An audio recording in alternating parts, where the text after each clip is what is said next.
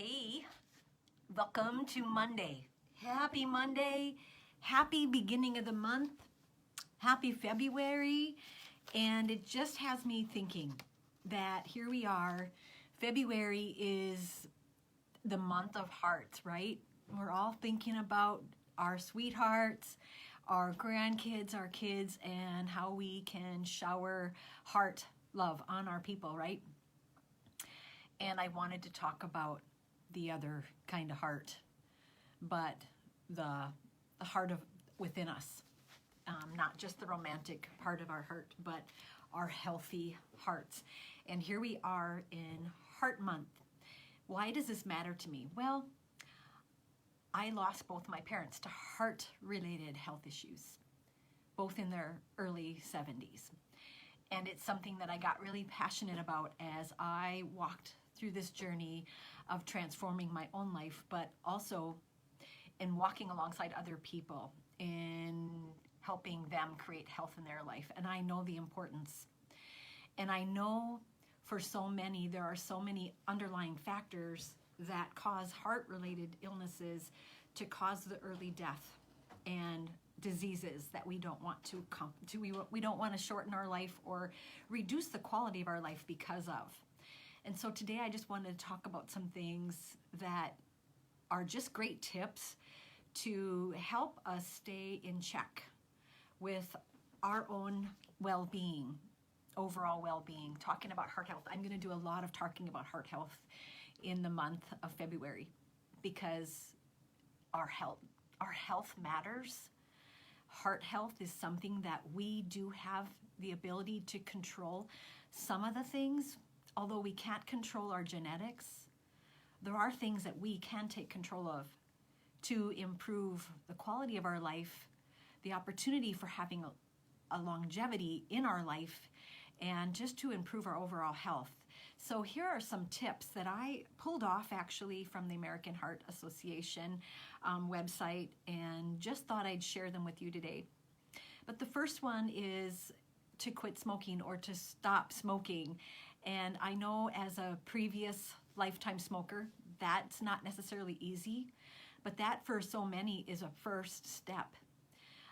The underlying factor of when we are smokers, that everything is elevated because of the fact that we're smoking. So taking control of that one element or area of our life and changing, making some improvements is one area where we can actually help reduce our opportunity or the risk of getting heart disease, or at least putting our foot on gas towards the heart disease. How's that? The second one is weight management. It's remaining at a healthy weight, having good lab work. So many of us, the obesity, being overweight, all that stuff is taxing on all of our organs.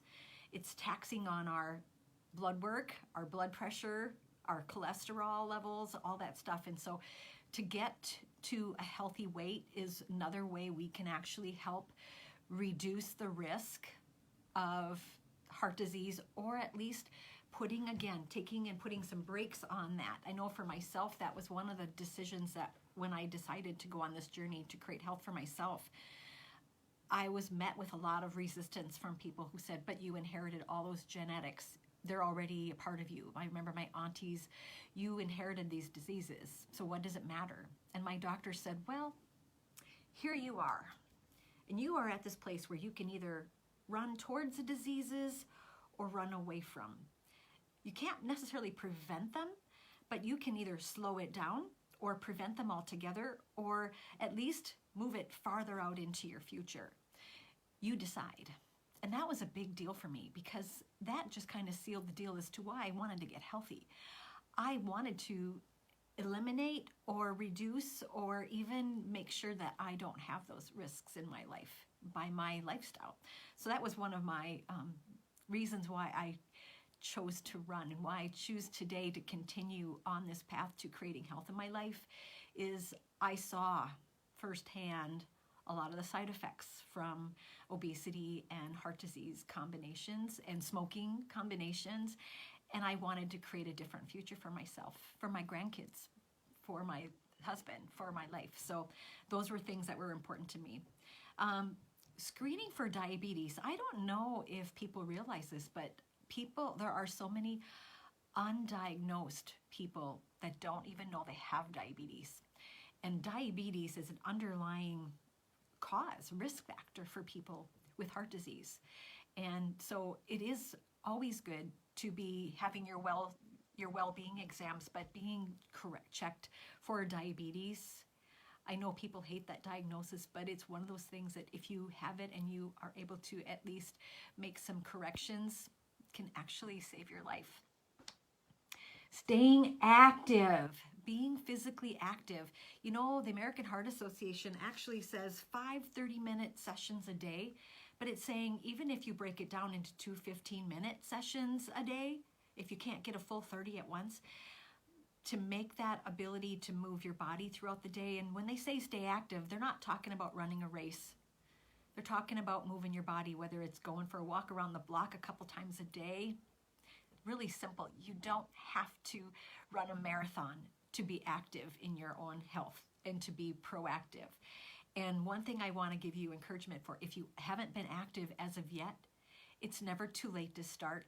And it might start with 5-minute walks at a time till you build up that strength and endurance to go the longer distances. But it's okay to get started. Something is better than nothing. Strength training and muscle development. This was something that I really didn't know. But for one thing, having muscle mass in our body helps us to burn fat. So it'll help you maintain a healthy weight, to have muscle in your body. And the other thing it does, it decreases your chances of injury if you're strong. So strength training, developing your core and working on healthy muscle. And I'll tell you, after the age of 20-something for women, we start depleting muscle. So to actually be working on toning and strengthening our body is actually good for our heart health. Go figure. All these things. Eating smart. I am going to be doing tips throughout the month of February on healthy, smart eating, because it's something that has really changed the trajectory of my own health, and I like to share those gifts with others. But they talk about the heart-healthy food. Salmon, nuts, berries, oats are just a few of the superfoods. So we're going to talk about that throughout the month. You'll get some ideas from me, because I'm going to really be sharing a lot about eating smart, but eating heart smart, keeping the right foods in our body and leaving out the junk, which is the next one down the road. Junk food, when eating in excess, can cause weight gain, raises our blood pressure, and clogs our arteries, which are all factors in improving your chances for heart disease. All factors. So really be mindful of the junk food you're bringing into your home, feeding yourself and your family, because remember, as you feed your kiddos, they're developing these habits. And then they take them on into their adulthood.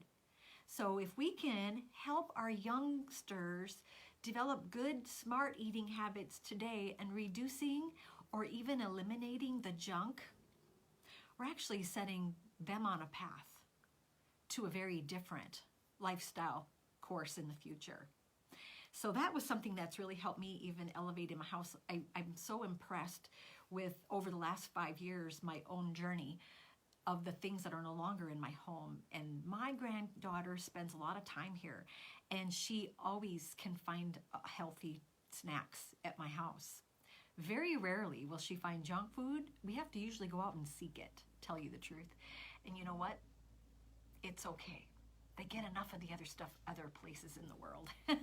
So that's just a mindset shift for me. That was a big deal of shifting my mind, is to what are treats, and what do we tell ourselves that we can't live without a treat, or they need a treat, or they should have, and shifting that mindset to finding healthy treats and healthy snacks, and not making life about the treats or the rewards. Ugh.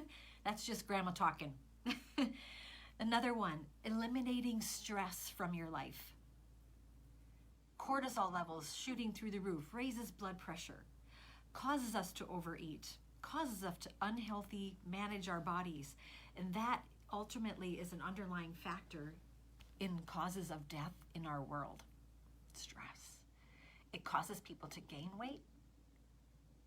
It really causes us to be in an unhealthy place mentally, so anxieties come about. So many things. Depression. I'm looking here, what else? There's just a lot. When we're dealing with stress in our life, it leads to the unhealthy habits that make us sick, not just in our physical body, but in the mental part too.